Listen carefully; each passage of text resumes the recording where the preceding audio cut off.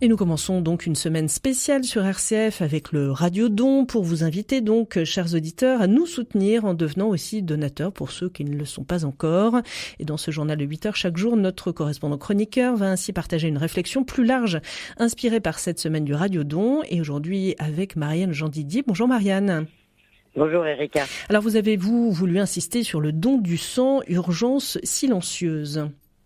Et oui, Erika, donner son sang, un geste simple, libre et accessible à tous. Chaque jour en France, il faut savoir que plus de 10 000 dons sont nécessaires pour répondre aux besoins des patients, pour les hémorragies, les accidentés, les malades du cancer.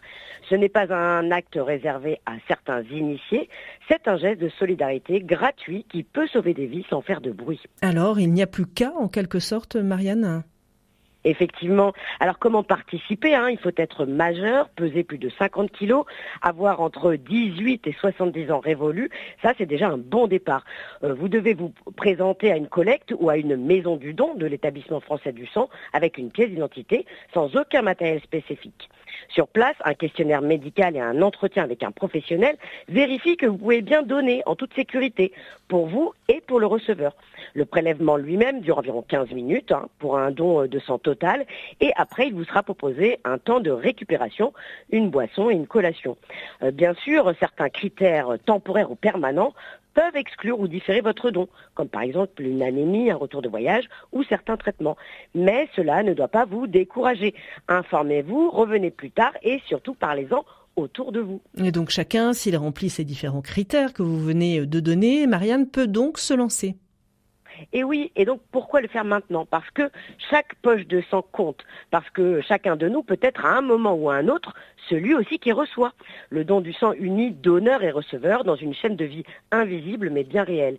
Et parce que ce geste, s'il est ponctuel, n'en est pas moins d'une importance essentielle. Sans don, les hôpitaux ne peuvent pas répondre aux urgences, aux soins programmés, aux traitements qui sauvent des vies.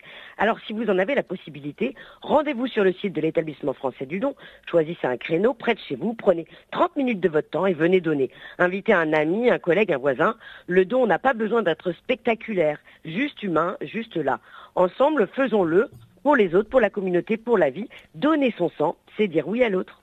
Merci beaucoup à vous, Marianne, d'avoir rappelé donc l'importance de cette dimension du don du sang tout au long de l'année et dans le cadre donc de cette semaine spéciale de Radio Don pour nous donc sur l'antenne.